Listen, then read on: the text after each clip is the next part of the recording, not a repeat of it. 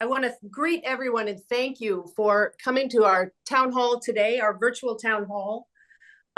We have a number of people here in the Zoom call, and then we are streaming through YouTube live stream. And so we want to welcome all of you as well who will be tuning in through the live stream today. We're so glad that we could do this. Dave Kendall and I will be the hosts of this virtual town hall today. Dave, you may know he was the host of Kansas's PBS show Sunflower Journeys for over a quarter of a century. He was the executive producer of KTWU PBS station in Topeka until 2000. There he is waving until 2015, when he retired, and we began our own production company, documentary film company called Prairie Hollow Productions. Dave is a fifth generation Kansan with a farming background. His family background in farming from Morris County. That's where the prairie part of our name came from. I grew up in a small place called Shaftesbury Hollow, Vermont, and it's just as small as it sounds like. And that's where the hollow part of our name came from, Prairie Hollow. Growing up in Vermont, we had town halls every year. I think as far as I know, they're still continuing there. And I remember attending those with my mom and dad when I was a little girl. And I remember recognizing just how important it is, watching people coming together to work together to make their communities better year after year. I found that very impactful. I moved to Kansas in the 1980s and I fell in love with it here. I've lived here ever since. It's one of my favorite places on the planet. And while Dave and I have never been conveners of a town hall, we both certainly feel like we know and love Kansas and Kansans. So you'll please forgive us if some of this is unpolished. We are not affiliated with any particular organization. We're just doing this on our own as concerned Kansans. We've asked our friend, Martha Slater-Farrell, to be a co-host with us for this event and help us with some of the technical aspects, which may come up through the day. Martha is in communications, and she's one of the organizers of an event called Kansas Dialogue. Martha, thank you so much for joining us. Would you like to make any brief comments? Sure. Just so folks know who you are and can place a face. Yeah. Well, I thank you, Dave and Laura, for doing this. I think it's great. And hello, everybody. Hello, Jerry. I don't know about you, but I have been hunkered down for weeks in this cold weather. I've barely been sticking my foot outside the door, and I've been watching the TV news and have been fretting up one side and down the other and feeling helpless and feeling like I wanted to talk to people and find out how this is what's happening in your lives.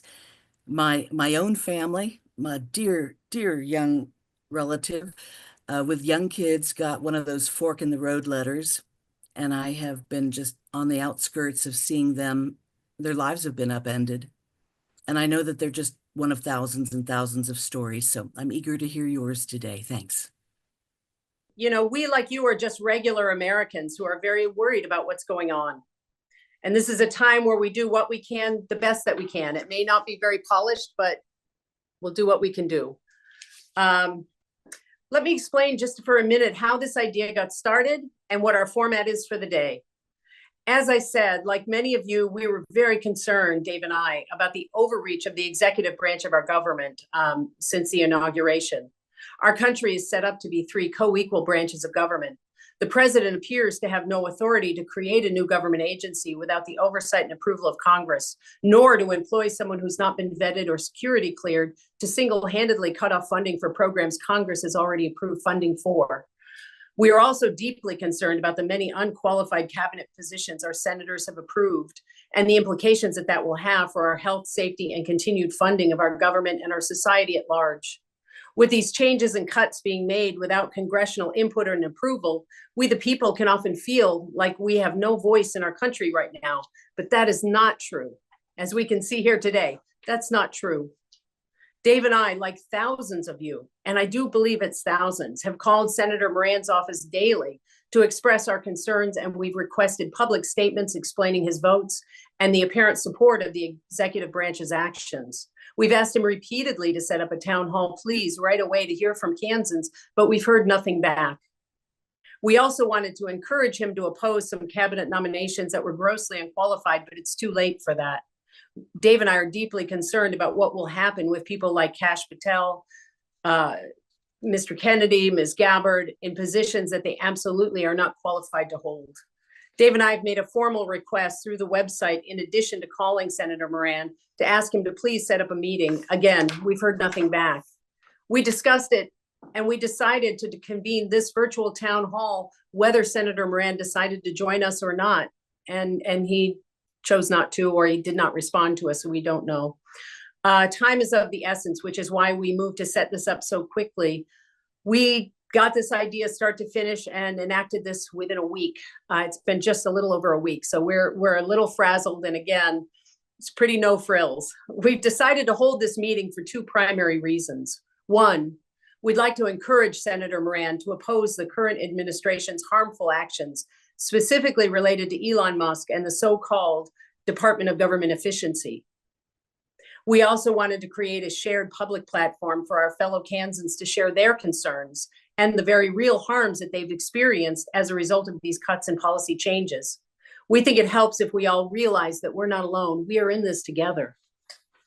So glad to have everybody joining us. I see there's over 300 people joining the live stream on YouTube already, in addition to this 34 people here that are going to be speaking. So it's a great turnout.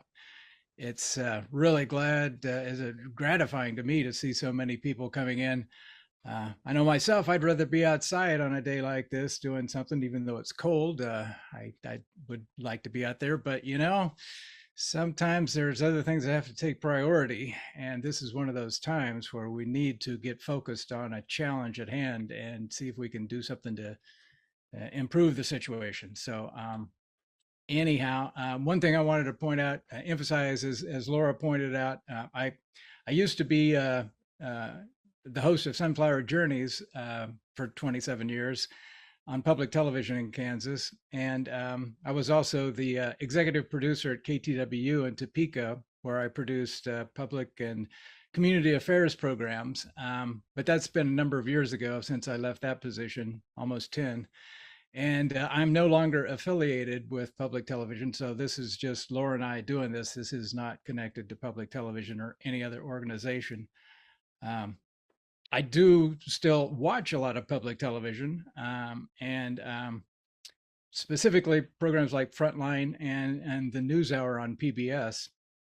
And it's unfortunate to hear that public broadcasting is one of those things on the chopping block these days, as it has been in the past. But things are a little different now. But one of the things that, if you were watching, if those of you who tune in to watch the News Hour, you may have seen a Kansan on there last week, I think it was, who was addressing this situation, this very topic. And so we're going to start out with him tonight. And Nick, if you're ready to go, I'm turning it over to you. So unmute yourself and jump in.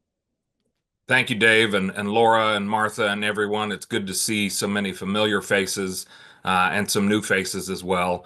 I want to thank everybody that's joining us on YouTube.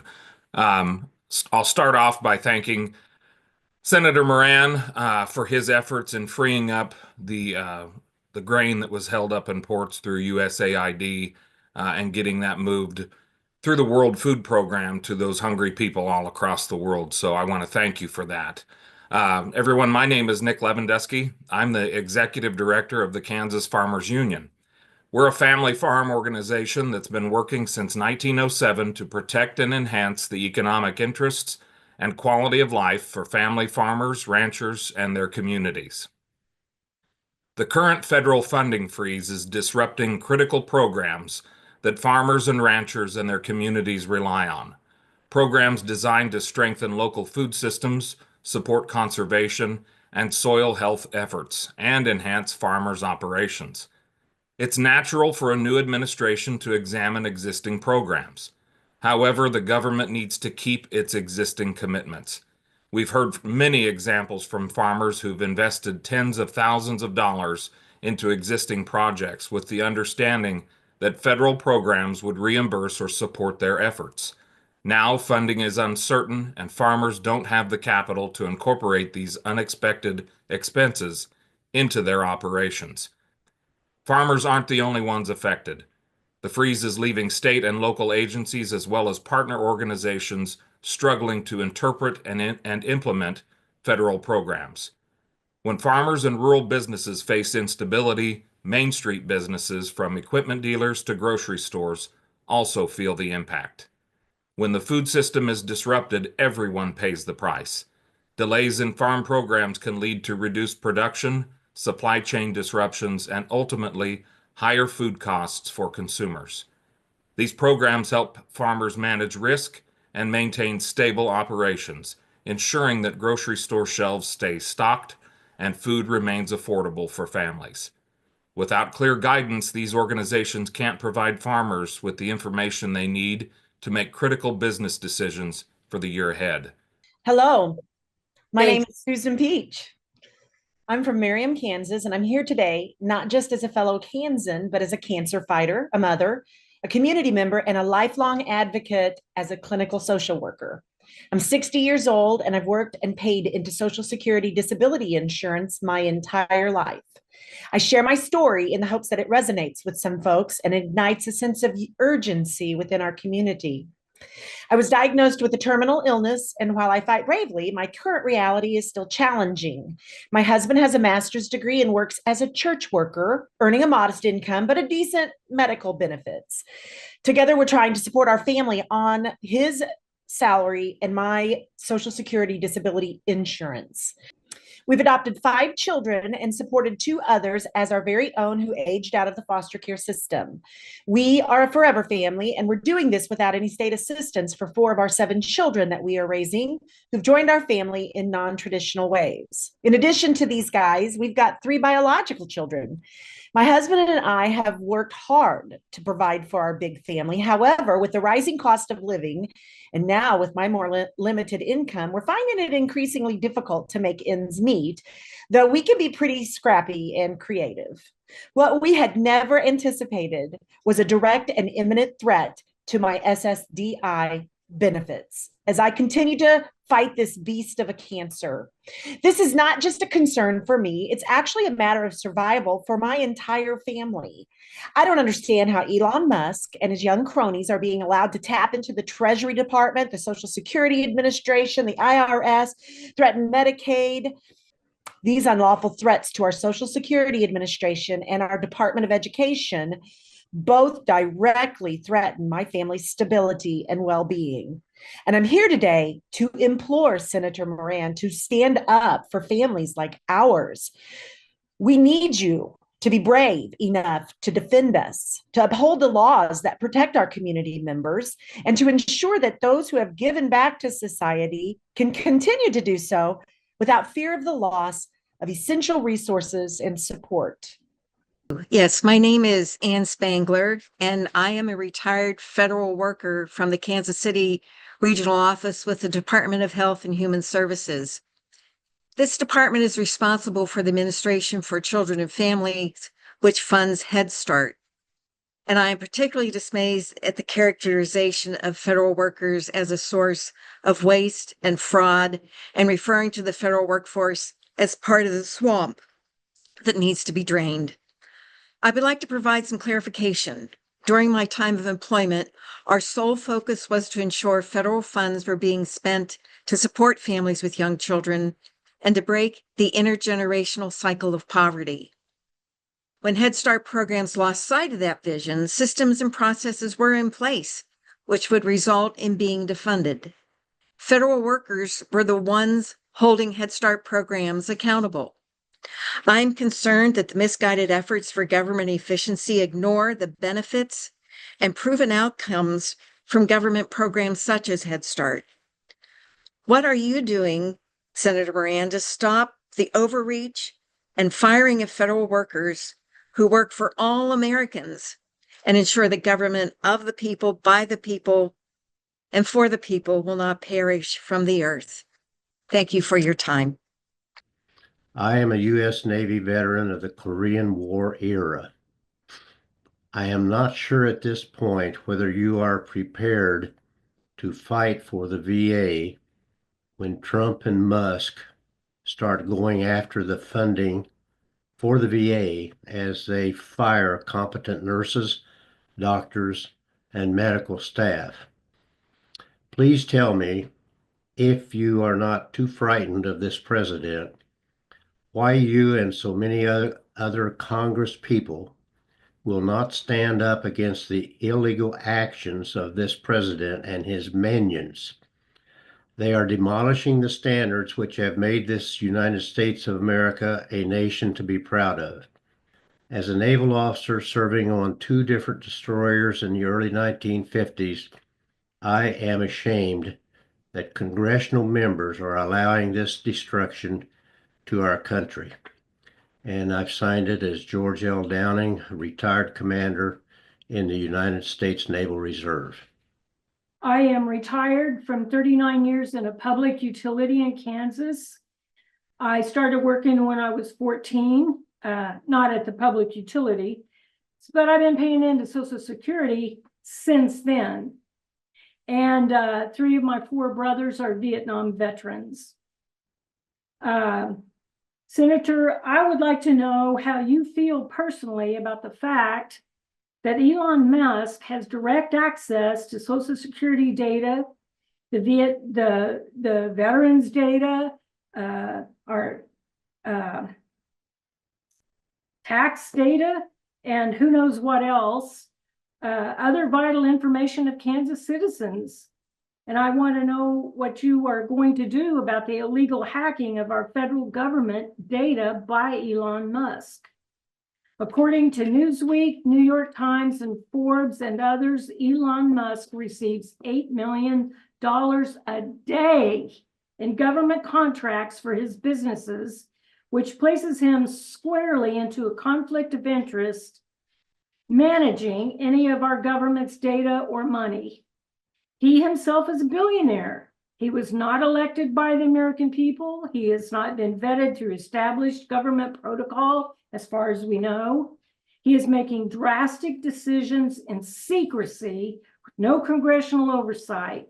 As citizens, we have no recourse against this entirely illegal evasion of our privacy, possible tampering with our Social Security system and other systems.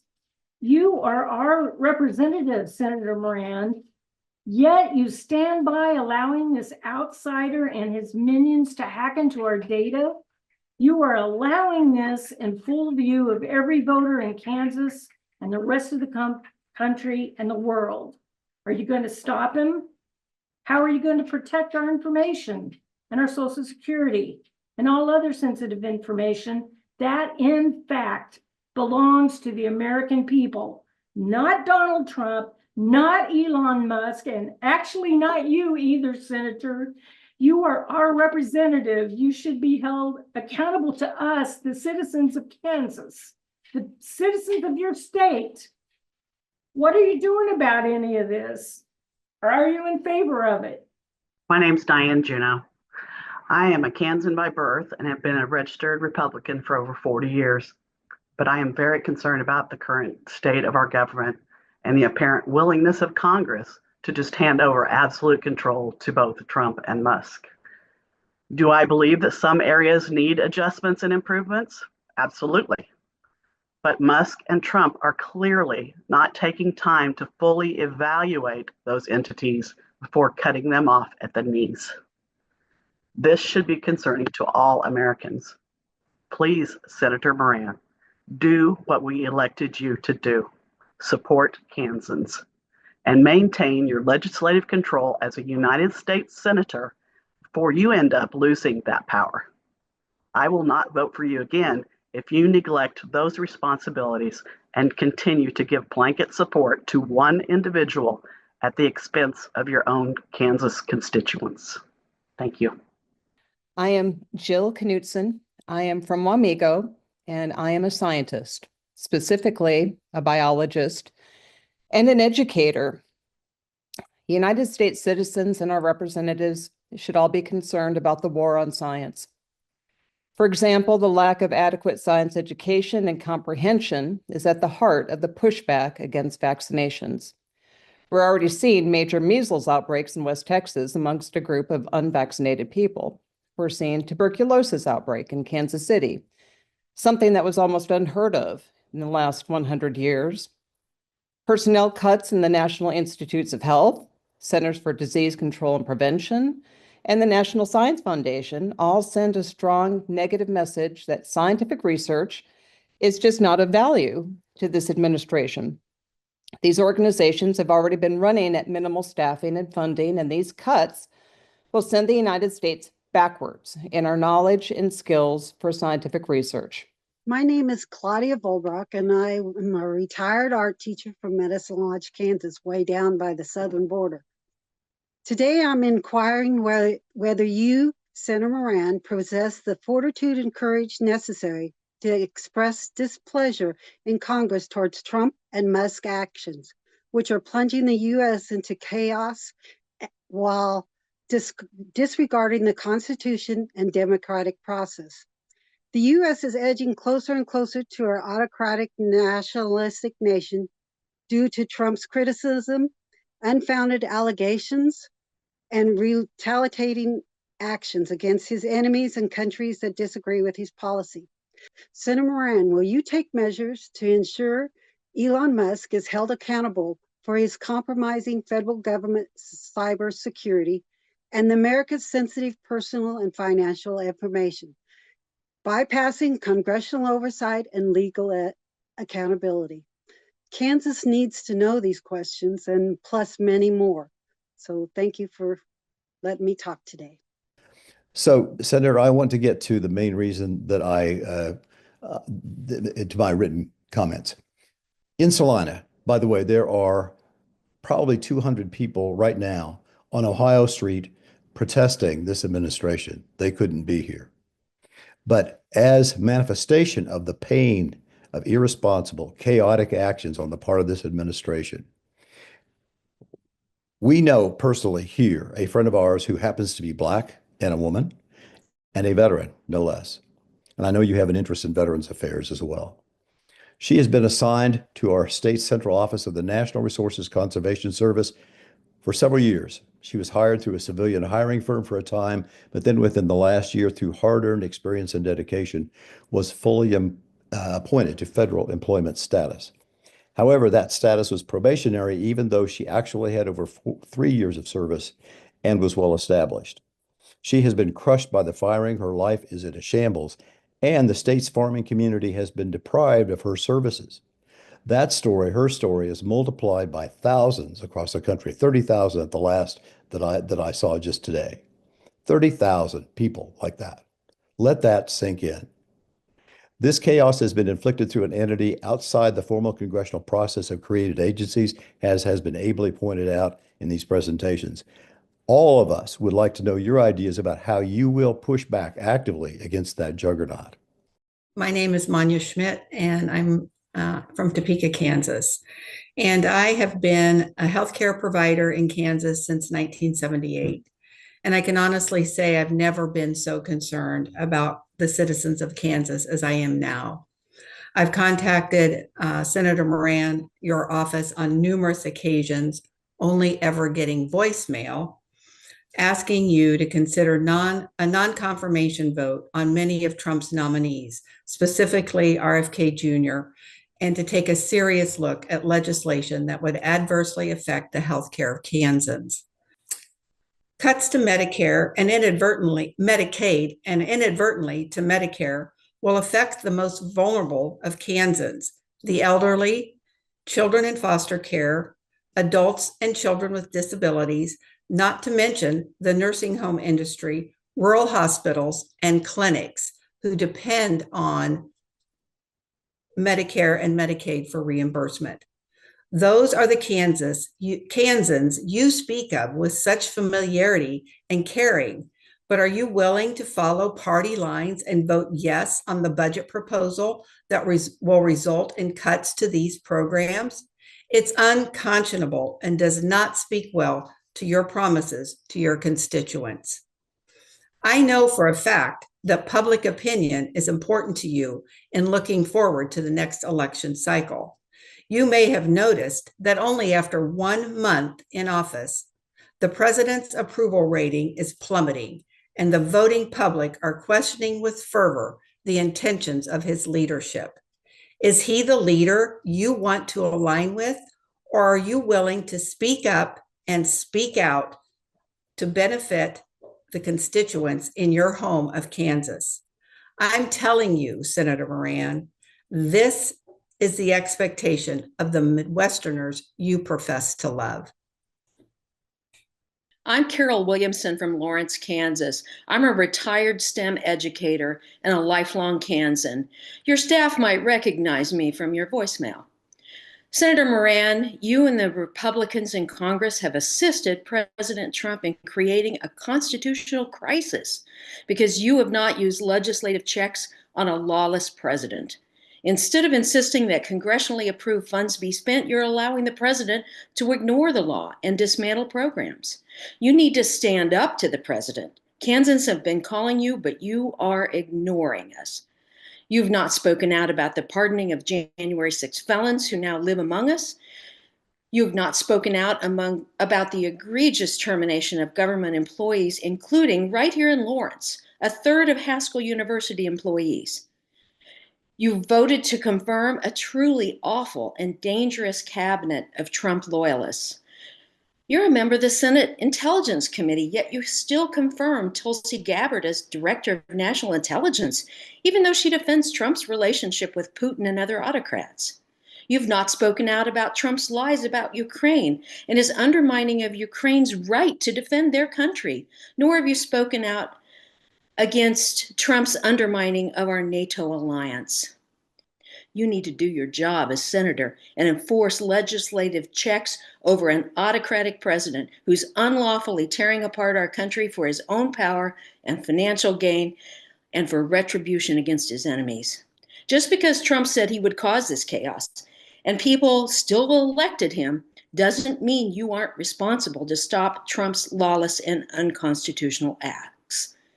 You have a constitutional duty as a member of Congress to control an unlawful president, especially since you confirmed Supreme Court justices and lower court judges who will not. You need to be accountable to Kansans and to your oath of office. You need to help us save our country. Will you speak up, Senator Moran? My name is Annette Box. I am an English as a second language teacher in Johnson County, Kansas. Senator Moran, I understand that you and your colleagues pulled an all-nighter this week to pass a $340 billion resolution to help fund the Trump mass deportation and border security agenda. I saw comments from Roger Marshall, but not from you. What are your views on Trump's mass deportation agenda? Do you believe that the majority of the people who enter our country illegally came here to commit crimes and steal from the government programs, as Trump has stated again and again at his rallies? Or can you acknowledge that people who left their homes and made often dangerous treks to get here did so out of desperation and the hope of having some chance of securing a better life for themselves and their families?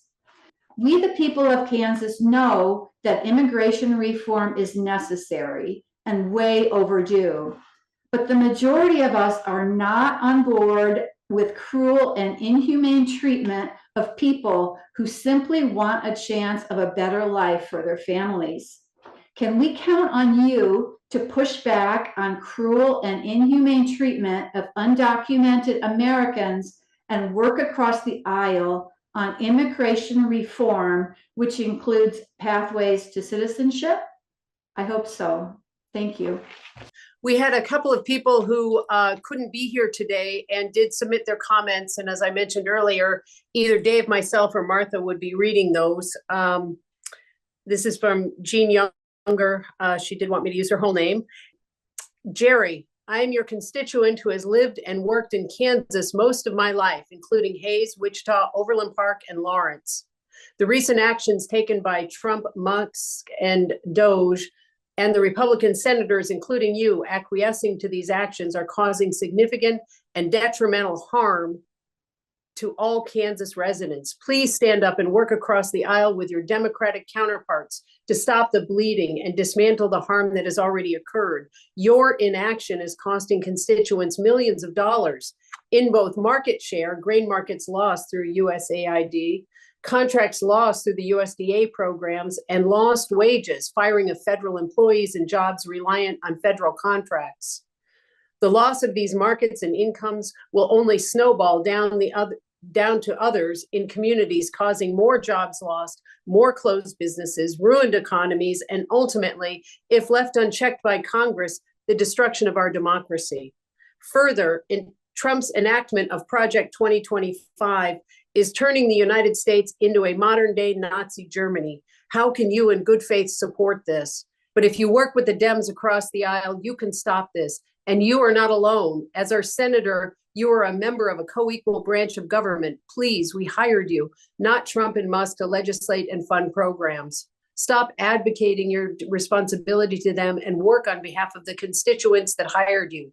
Be brave, be strong, and join the Dems in Congress to fight back to save our country. Joanne Gartner here. I am in Salina, the crossroads of America, and I just have a few thoughts for Senator Moran. Growing up in Hayes, my mom and dad, Sally and Verlene, enjoyed square dancing with your parents. My dad always spoke highly of you, Jerry. He felt that you were someone he could talk to and knew that you would hear him out. Those conversations weren't always pretty, Dad would say, but Jerry always listened. My dad has been gone for 10 years now. He was able to enjoy a long retirement and appreciated your attendance at his 70th birthday party. But now I wonder what my dad and your dad are up there talking about. There are ways to make changes and to streamline our federal government, but Elon Musk and his chainsaw are not that process. Please don't end Medicaid and Medicare. Please keep SNAP benefits, WIC, Head Start, school lunches. There are so many Americans, so many Kansans desperately in need of these social safety nets. Congress has had decades to try to revamp these programs and make new laws so that people don't take advantage of them. But you failed. Unless the Republican Party begins to fight for the people you're elected to represent, this country is going to be plunged into a nightmare that no one would have fathomed. Please do the right thing. My dad expected this. I'm sure your dad expected this. And I sit here today telling you that I expect this. Allowing someone such as Elon Musk, who's unvetted, unelected, and not confirmed by elected officials, unlimited access to sensitive personal and national information is a serious breach of the trust placed in those elected officials. Additionally, there's no oversight mechanism in place and no requirement to substantiate the wild claims that are being made. What actions will you, as a senator, take to remedy this situation and require proof of claims made? Results of these actions over the past month have resulted in terminating many valuable public servants, providing service to farmers, health professionals, and agencies our citizens depend on to interact with the government. Elected officials have a responsibility to control this type of indiscriminate action. Please stand up and be counted. And I will thank you in advance for when you do stand up for us. Thank you, Senator Moran. Good afternoon, everyone, and good afternoon, Senator Moran. My name is Carolyn Welch. I'm a retired music teacher and choir director, and I used to cross paths with Raba from time to time. My husband and I live in rural Douglas County. Our daughter is a physician at KU Med, and our family is particularly grateful for your support of medical research and your role in helping to create the Cancer Center at KU Med. None of us voted for Elon Musk. His presence in the Oval Office and his unchecked influence has raised serious concerns about the ability of billionaires to buy power, shape public discourse, and manipulate media platforms for their own interests. The optics of Elon and Trump gleefully shredding the federal workforce are grotesque. The process has been cruel and chaotic. Indiscriminately purging the workforce of experienced employees with vast institutional knowledge and expertise is destabilizing to the very functioning of the federal government.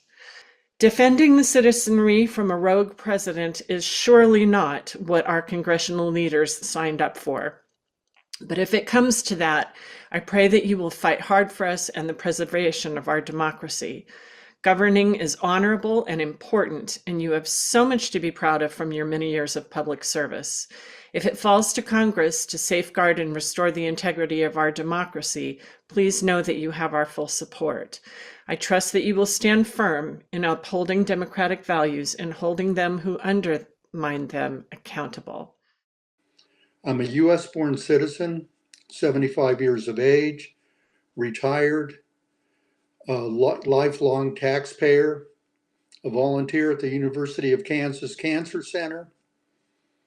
I served in the National Guard, and never in my life have I seen such a departure from the United States I have known.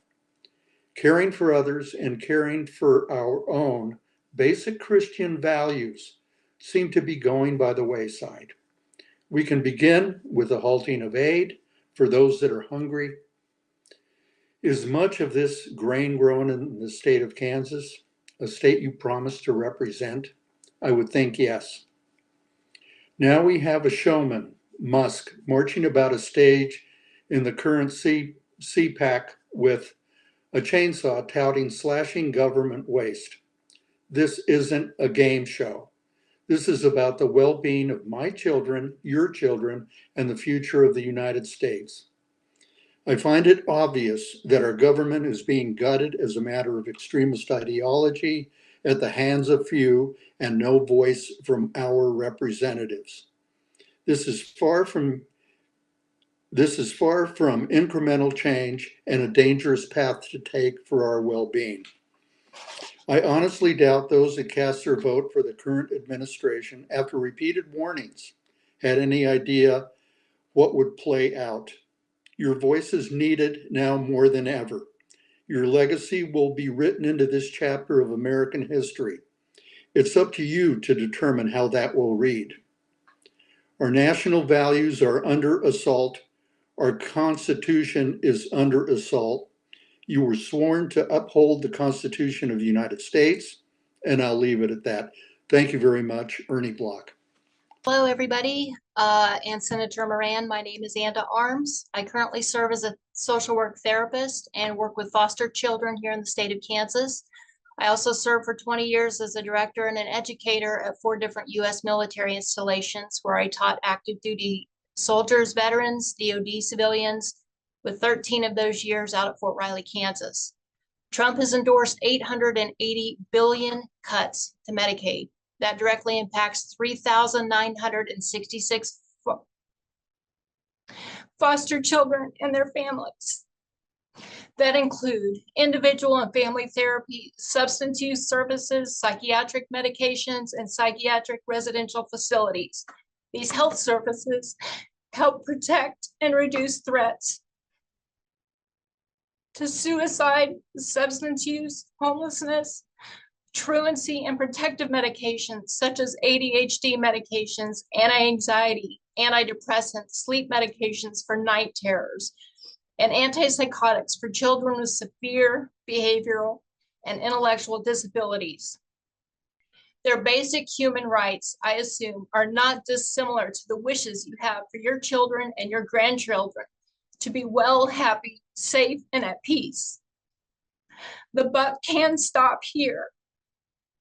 We support you to stand for justice, for the well-being of our Kansas children, our veterans, and our future.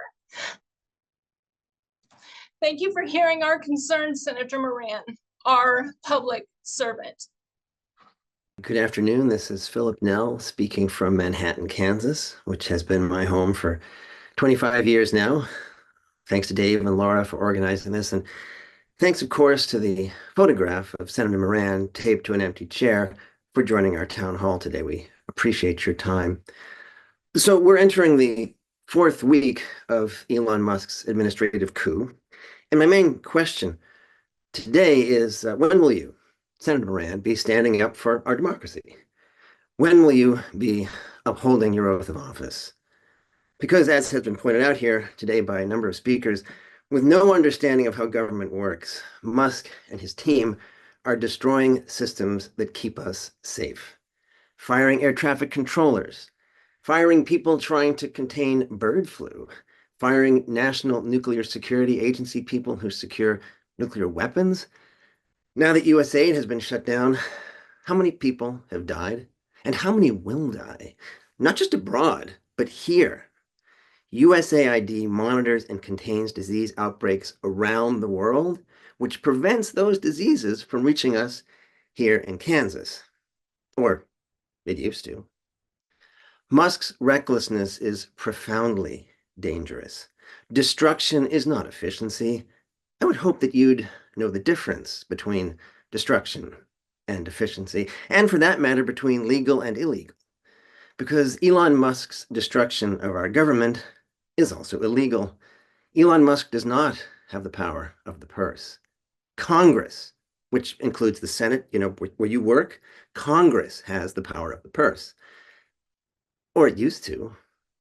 So why has the legislative branch of government, your branch of government, why has it ceded all its power to the executive branch? Indeed, to an unelected South African billionaire who is now functioning effectively as our executive branch. Where's your patriotism, Senator Moran? For that matter, where's your spine? In April, I will need to fly for business. If any of those planes crash, I hope that you, Senator Moran, can live with having another death, my death, on your conscience. Because you and all who stand by while Musk destroys our government will be responsible. Fascism is here, Senator, and you are fiddling while America burns. So stop fiddling. Stop Musk's coup. Stand up for democracy. Thank you again for your time today. As a constituent, I have had contact with your office in the past through Friends Committee on National Legislation, and I have observed that you have shown political courage in some instances. As your constituent, I wonder why your office has not reacted to the cutting of federal government programs that were enacted by a bipartisan Congress. What has happened to constitutionally mandated checks and balances? If the executive branch takes it upon itself to discard legislation which it dislikes without due process. Focusing on one specific program, USAID, created by Congress, has served as a lifeline to countries all over the world in matters of health, education, food aid, economic development, and peace building. The sudden withdrawal of these funds and dismissal of its workers promises to have devastating and far-reaching effects. This aid works two ways. It provides life-giving material, personnel, and education, and it solidifies the standing of the United States, existing as it does in relationship with the rest of the world. The international goodwill promoted by this program is immeasurable. Calling it a waste of money is missing the point, which is the impact of a powerful country creating a friend and ally while giving life-saving assistance. And if we value our international reputation and care about the strength of a stable and just world order, then we must support the reinstatement of USAID. At this moment, the role that Congress plays will determine whether we as a country choose to follow the Constitution, establishing three equally powerful branches of government, or abandon it in favor of a dominant executive branch. Senator Moran, where are you? We miss you. It's rare to reach a live person at your office. I have left literally hundreds of messages over the last 14 years or so. Never one callback. I've received exactly 3 generic written responses from you. You voted for Kash Patel. Besides being loyal to Trump, why did you do that? What good does Patel do for Kansas? What good does Patel do for the U.S.? Who do you serve? You voted for Tulsi Gabbard. Besides being loyal to Trump, why did you do that? How does that serve Kansas? How does that vote help the U.S.? Who do you serve? Where is your oversight? Why are you not speaking up? DOGE is not about government efficiency, but about government elimination. Your job is to put checks and balances on the executive. You are failing. I read Project 2025. I'm not sure you did. This is all spelled out there. Early this morning, the Senate was voting until 5 a.m. The Democrats offered at least 7 amendments that would have helped Kansans. You voted against all of them. There were amendments to stop the tax cuts for the uber wealthy, at least 4 versions with increasing the cap to ridiculous amounts of income level for the cutoff. You voted against all of them. For the last time I ask you, who do you serve? I am a Kansan. I'm from Northeast Kansas, and I'm a mother of 2. And one of my 2 has a rare genetic syndrome. And she will need Medicaid funded long-term services and supports for the rest of her life. I want to acknowledge and thank you for standing up for the rights of people with disabilities in the past. And I ask you to do the same now.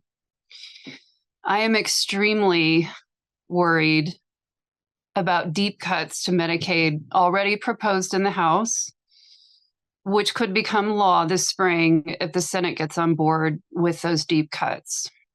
I've looked closely at the numbers, and there is no way to get to the proposed $850 billion in cuts over the next 10 years without deep cuts to the services and healthcare for people with disabilities like my daughter and many, many others. This funding is already stretched really thin in our state, with an 8 to 10 year wait list for the Medicaid waiver that supports people with intellectual and developmental disability like my daughter.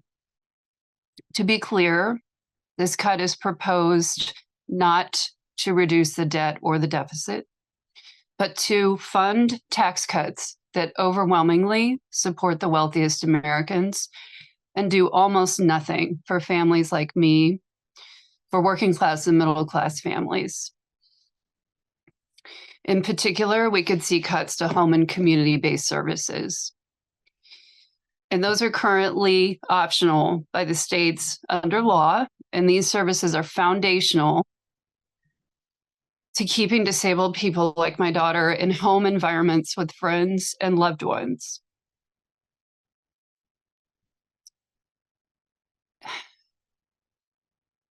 As opposed to being institutionalized, which was the old model, as many of you probably know. So when you couple these proposed cuts with some of the language coming out of the administration, and I'm going to go ahead and put Elon Musk as a member of the administration, no matter how many times they try to say that he's whatever, not an employee, not in charge of DOGE or whatever they claim to say. So when you couple these proposed cuts with some of the language coming out of the administration, like Elon Musk's posting of a meme calling people who rely on federal programs like my daughter parasites. When you look at that, it seems pretty clear that we're not really talking about fraud and waste. This is more about an attempt to turn back the clock toward a crueler era where some of our neediest, most vulnerable citizens were seen as unworthy and beneath any real consideration. In fact, almost not even human. So I ask you, Senator, please don't vote for any bill that pulls funding from Medicaid. Please stand up for our most vulnerable citizens, like my daughter and many, many others in your state, many of whom are not able to advocate for themselves. So they desperately need you to speak for them in Congress. Thank you for listening. Next, we're moving on to comments by Miguel Flores, who could not be here today. So Dave is going to read his comments for him. My name is Miguel. I am the son of a Filipino immigrant on my mother's side and the grandson of a Navy officer on my father's side. I have direct family members who have served in almost every branch of the U.S. military and come from a family that has been proud to serve in this nation's hospitals, local, and federal government. 7 years ago, I moved to Kansas. Since coming here, I've worked as a domestic violence awareness advocate, library worker, and trauma educator. Through all my time in Johnson County's schools, juvenile delinquent centers, unhoused shelters, and public libraries, I've had the privilege of seeing this country from the perspective of its most underprivileged members, as well as its most affluent. Over the past month alone, I've been hard at work helping legal immigrants print copies of their identification papers, helping unhoused persons seek resources for shelter during below freezing weather, and contacting local organizations to continue getting resources to those in need. The current administration is making reckless decisions that will, and already have, actively harm people's lives. They have shown that they do not care about the interests of the people which they serve, and are willing to participate in cruel policymaking that will only increase the financial burden on people's lives. At best, they are participating in unchecked power grabs that could and should be checked by the legislative and judiciary branches of the government. Senator Moran, it is your responsibility as a civil servant to represent the people who have put you in your position, to mitigate harm and to pursue justice. Put pressure on the executive branch to abide by the law and due process. What is the history of our nation, if not the defiance of kings? We ask you to represent the people, not oligarchs, to remember that your oath is not to a party, but to the betterment of this country and the ideals for which we claim to stand, the rights to life and liberty for all. And again, those were the words of Miguel Flores. We'd like to move on next to Helen, if Helen is here. I don't see Helen in the list, but maybe. Oh, you are here. Good. I figured you may not have a name that I can discern here. So Helen, if you want to turn your camera on, and I will mute so you can go. What I originally came to say was that in an email response to my concerns over Elon Musk being appointed to a government oversight committee, Senator Moran says, quote, "Thank you for taking the time to reach out and express your concerns with the Department of Government Efficiency. According to the U.S. Government Accountability Office, in the most recent fiscal year, the government issued $250 billion of improper payments. This, along with over $36 trillion of national debt and an annual deficit of $2 trillion, is unsustainable. For the sake of our grandchildren, we need to address the waste, fraud, abuse, and incompetence within our federal government. One of President Trump's campaign promises was to address all of this." End of quote. Interesting you mentioned incompetence within our federal government, but while President Trump's campaign promise might have been to address these things, and most people would agree they need to be addressed, it did not include allowing an unelected citizen to cancel any program he didn't personally benefit from, dismantle the agencies that would hold Elon Musk accountable for wrongdoing, increase the national debt by giving tax cuts to the wealthy, and stealing from American citizens by cutting Social Security and Medicare, which we have paid into. Your grandchildren, I'm afraid, Senator Moran, will suffer along with the rest of us. And I would like to conclude by echoing what Carol Williamson said earlier, and that is, please, Senator Moran, do your job. Thank you. Senator Moran, I am a retired USD 259 teacher who taught students about history around the world and of the United States. I do not claim to be a constitutional scholar, but taught my students how the founding fathers gained their ideas of separation of powers, checks and balances, 3 branches of government, separation of church and state, and the inalienable rights of man from the Enlightenment thinkers. I have voted for you every time you have run for office, not because I agree with most of your viewpoints, but because you return to the state on a very regular basis to actually talk in person with your constituents. Today doesn't count. And not just to campaign donors. You genuinely care about our veterans who have stood and fought for our country, the Constitution, and our democratic republic. You fight for farmers who are the backbone of our country.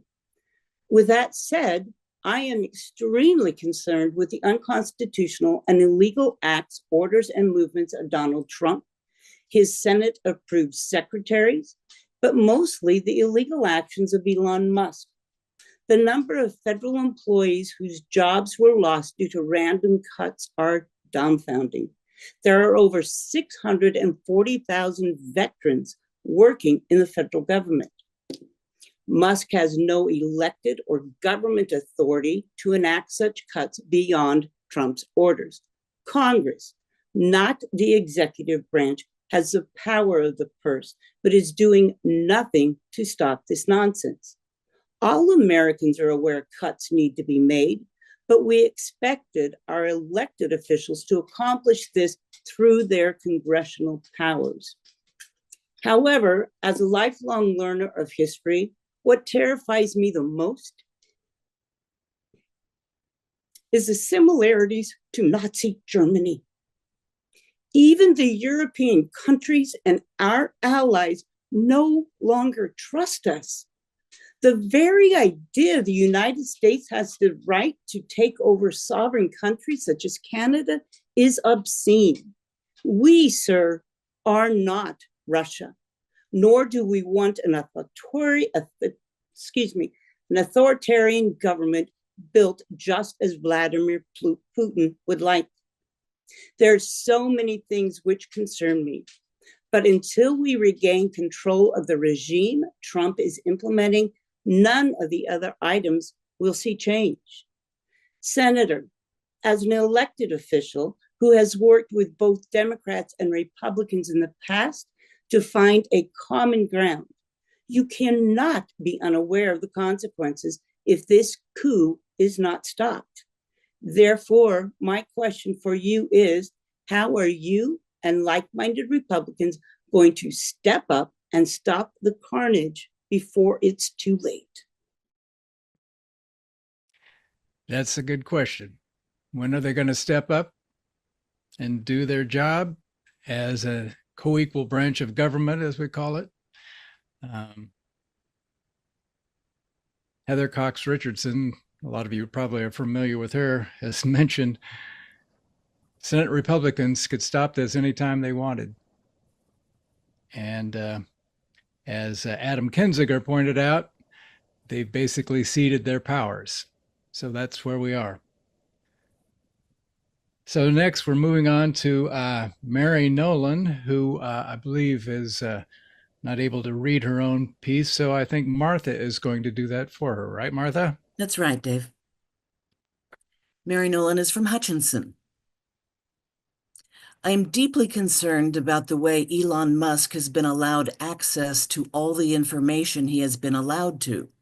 It's extremely unsettling that an unelected individual suddenly has the power to see classified and top secret information and can fire and lay off so many employees without anything going through any sort of procedural meetings. My son is an Afghanistan veteran. He has injuries for which he receives benefits. Let me tell you that no amount of money can pay for the price of life-altering injury and loss of life. But to even consider cutting VA benefits or services or reducing the staff that serves these veterans is one of the most unpatriotic and harmful things our government can do. Please do not be a part of this. The Veteran Suicide Hotline literally has saved lives of those who have lived through worse than most of us can imagine. Please do not be a part of discontinuing that service. I have a special needs sister-in-law who depends on Medicaid to help pay her long-term care. Please do not take that away from her. She needs a safe, equipped place to be cared for, and Medicaid will pay for that. We are the people of Kansas. You are supposed to represent what is in our best interest. Please do that. Please do that. Mary Nolan from Hutchinson. My name is Stephen. I'm a lifelong Kansan and constituent in Valley Center.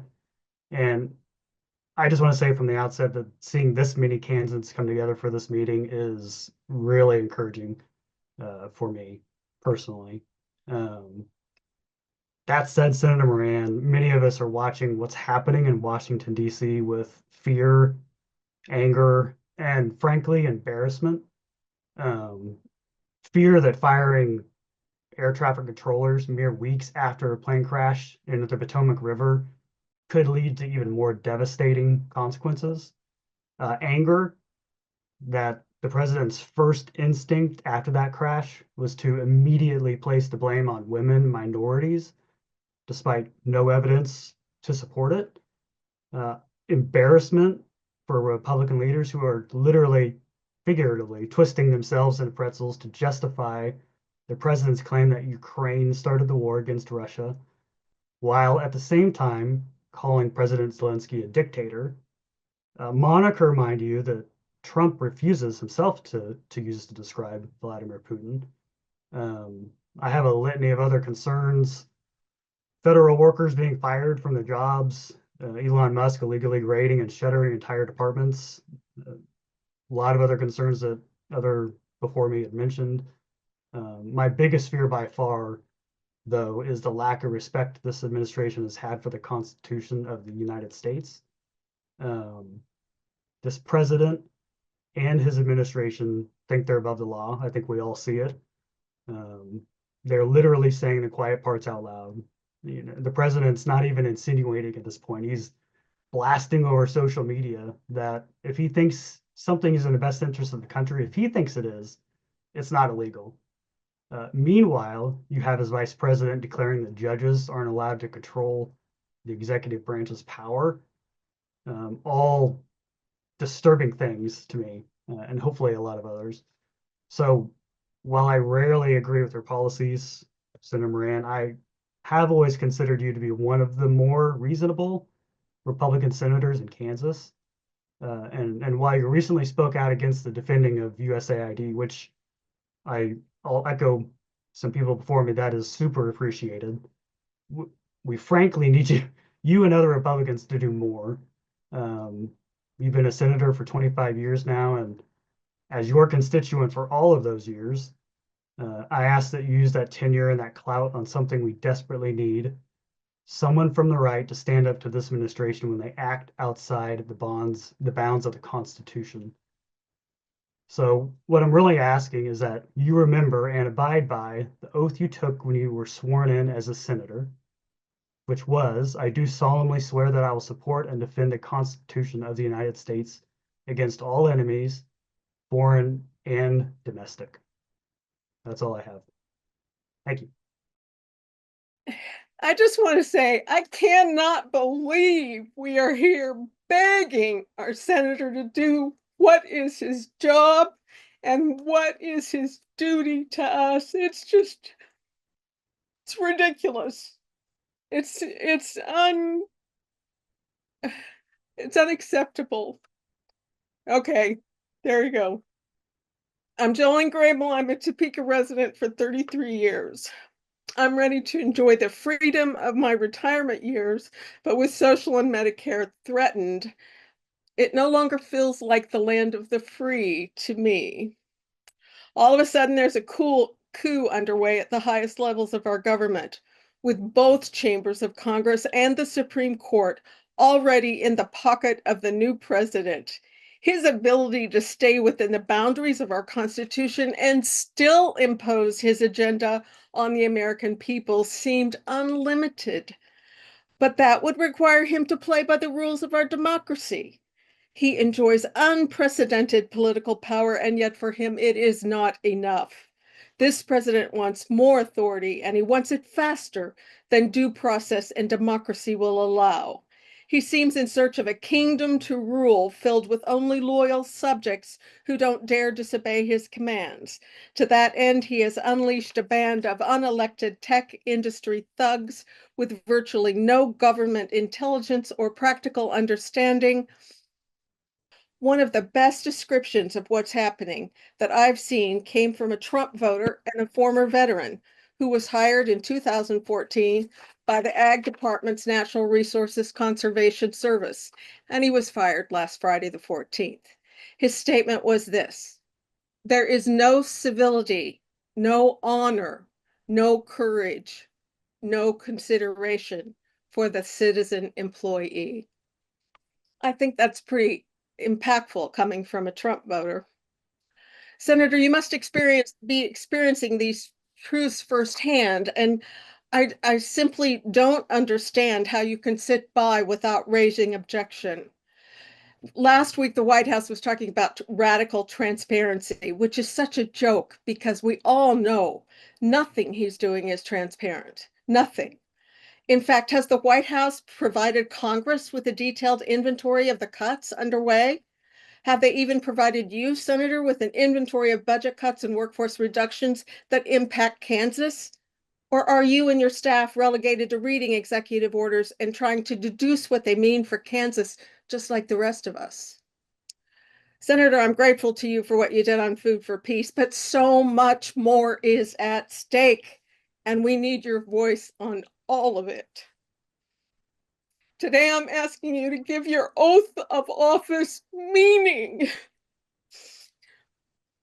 Speak up, please, for what you know is just and right. Please do the honorable thing. Kansans will be watching. Thank you so much for your powerful comments and speak right to our hearts. I think I'm seeing in the comments many people saying, hear, hear. Yes, exactly. You're echoing many of what your fellow Kansans are feeling in our hearts. So thank you for that. We appreciate that.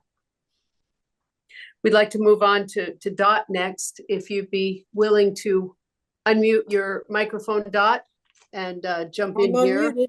I'm ready. All right, I'll mute up so you can go. Thanks, Dot. Okay.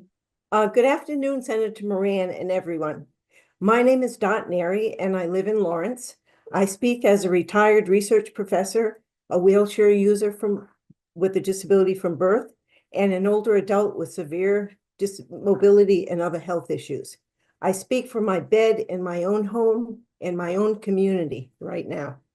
I'm focusing my remarks on the proposed cuts to programs and services under the Department of Health and Human Services, or HHS.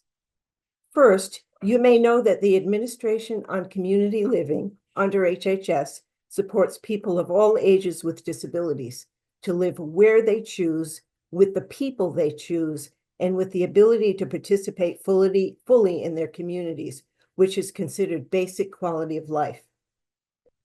This includes your neighbor who is aging at home, your cousin with an intellectual and developmental disability who bags your groceries at the local grocery store, your colleague who is diagnosed with multiple sclerosis and still works, and you, if you were to sustain a life-altering brain injury or spinal cord injury in a vehicular crash. No one, I repeat, no one wants to live in an institution. The ACL funds critical research and programs that support people with disabilities to live in the community and to reach their highest potential, which can include working and paying taxes.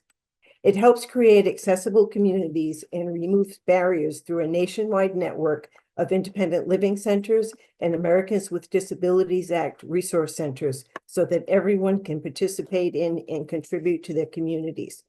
Funding cuts to this agency will directly impact the lives of millions of Americans with disabilities.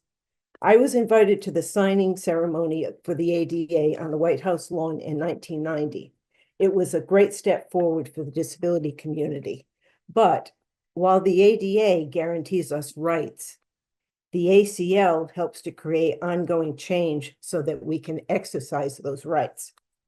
Second, Medicare, Medicaid, and Social Security are vital programs in the lives of Americans with disabilities of all ages, children to older adults. Senator Moran, as my elected representative, I am relying on you. Will you vote against efforts to cut funding for these HHS programs, both through the Department of Governmental Efficiency and in upcoming budget negotiations? Your constituents expect you to advocate for programs that allow us to live full lives in our communities. I've contacted you frequently over the last month on these issues, but never received a response. Thank you. Thank you, Dot. Really appreciate you adding your voice to the mix here. Very important and relevant concerns about Medicaid and Medicare and all the other social programs that are being hit with a meat cleaver. So next, we're going to go to something that Mary has written, but Mary asked if Laura would read it for her. So we'll go to Laura to do the reading, right, Laura? That's exactly right. Mary S. has asked me, she lives in Northeast Kansas, and Mary S. sent in these questions that she had for Senator Moran and asked if I would read them for her, and I said that I would. She said she had a question about Medicaid, right to the point of what we were just discussing in the aid that's being cut in various ways. 79 million people are enrolled in Medicaid and the CHIP program. The Budget Committee voted to seek at least $880 billion in mandatory cuts. Medicaid is expected to bear most of that cost. At stake are the financial health of thousands of hospitals and community centers and a huge source of revenue and a huge revenue source to all states. 1 in 4 births, 60% of nursing home costs are paid by Medicare. This cut will affect our most vulnerable citizens. Kansas has experienced the closing of many rural hospitals. As a mental health care professional who has seen many clients who utilize Medicaid, what will occur when they have no access to therapy or medications? 62 hospitals in Kansas are at risk for closing. How will these communities be supported? What is the cost benefit to cutting these services? We, the people, want to live in freedom, not fear. Please represent us appropriately, Senator Moran. That's from Mary S. in Northeast Kansas. Thank you for giving me the opportunity to talk today. My name is Senator Moran. My name is Owen Tom Pryor. I'm from Columbus, Kansas. And the question I have for you, when will you stand up for the people of Kansas? I ask, why have Republicans consistently failed to pay down our national debt? You and I had a conversation about this a few years ago when I reminded you that when Bill Clinton left office, he left us with an $800 billion surplus. And you agreed that should have been used to pay down the debt instead of giving it as a tax cut to most Americans, but most of it went to the wealthiest. My grandchildren will be given the awful debt accumulated by this administration and Republicans who now want to cut government without any thought to what will save money. Defense spending has often been singled out as a way to cut expenses. I am a combat Vietnam veteran. I served with the United States Navy from 1965 to 1969. I was a hospital corpsman and spent a good deal of time with the India Company, 3rd Battalion, 26th Marines. But yet budgets were not cut, but now for the Defense Department. But now we've put people in charge of the Defense Department who are supporting taking an axe to everything that moves. This approach will result in large expenses. Why have you not stood up to this administration and his leadership? The people of Kansas expect you to represent us and just say no to him. I ask you, Senator Moran, with a great deal of respect, the time will come when you will have to stand up for us. Now is that time. Thank you, Senator Moran, and thank you everyone here for the outstanding statements that have been made. God bless all of you. Thank you, Tom. I appreciate it. And thank you for your service as well. I'm glad you contributed to this. And I think at this point, we've only got one more person, one more speaker that I know of. I saw Diane enter the waiting room a few minutes ago. So Diane, we had you on the list earlier, but you're here now. So if you are ready to go ahead and unmute and we'll go to you. Diane K. Oh, good afternoon. My name is Diane Kennedy. I've lived in Roland Park, Kansas, my whole entire adult life. I'm retired after 42 years with Children's Mercy, working as a pediatric nurse, and then a clinical researcher and faculty with the University of Kansas. I have a few short statements, a question. Under what legal authority can Elon Musk dismantle government entities created by Congress, fire thousands of government employees without process, withhold funds that have been appropriated by Congress, and access the personal data of Americans, especially in light of Elon's massive conflicts of interest? We feel we are living in an unsafe society that has been deliberately created by a corrupt and cruel billionaire and president. Abandoning healthcare research about infectious disease, cancer, vaccines, and neurological disorders is literally obscene. Americans will be hurt. We need the foundational services that our government provides, not huge tax cuts for billionaires. A president must abide by the Constitution. This power grab is terrifying and will affect all Americans, including Republicans. Also, we must support NATO and Ukraine. Ukraine did not start the war with Russia. How absurd. Occupying Gaza with intentions of building a Mideastern Riviera is violating international law. Foreign policy is absurd and shameful. We need our allies. Please, I beg of you, everyone in Congress must speak up to this very corrupt and evil president. Thank you. I would love to hear from you. I email you on a regular basis. We moved right along and covered a lot of territory. We've got a lot of testimonials here, and we appreciate you all taking time to join us today and say your piece. And we will be putting this together. I plan to do some editing, minimal editing on the whole thing so that the whole thing is available, just to kind of clean it up a little bit, although I don't know that I need to do a whole lot. And I also will be probably compiling an edited highlight reel kind of some of the more pithy remarks that will be shorter, and perhaps some people will take the time to watch that if they don't want to take the time for the whole thing. And we do have a script available. Somebody asked me about the script, so if everybody's okay to share that, it's another document we might be able to make available. So we will do that, get it together, and we will provide the information to Senator Moran's office, and hopefully someone will get back to us about this, and preferably the senator will do his own video to respond to us and maybe share that somehow.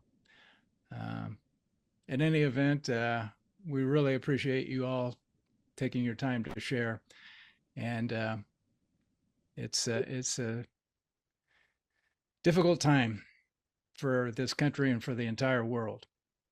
And I think it's important that people get involved. And I think we, the people, can have an impact on this process at this point, primarily by putting some pressure to encourage our Congress to represent us and make this more of a co-equal branch of government to get things restored, the balance restored. So Laura, what else do we need to say before we shut down? I love what you just said, Dave, about Senator Moran responding by video. I just like to make that within this one document, a formal request. Senator Moran, your constituents have poured our hearts out respectfully, earnestly, strongly about our concerns, our worries, the implications of what's going on. And we would like to hear from you. Please respond to us. And I think Dave's idea is a great one. If you don't have the ability to do a live town hall for whatever reason, can you respond to us in a recording that then we can share with all of these people that took the time and effort to spend their entire sunny day, Saturday, sitting in this meeting to give our remarks to you? Could you please respond to us? We would ask you most earnestly. And I would say, in echoing respectfully what everyone said here, I do think that's part of your job. I do. So we would request that respectfully. Please, if you could respond to us, we would really appreciate hearing your thoughts on this.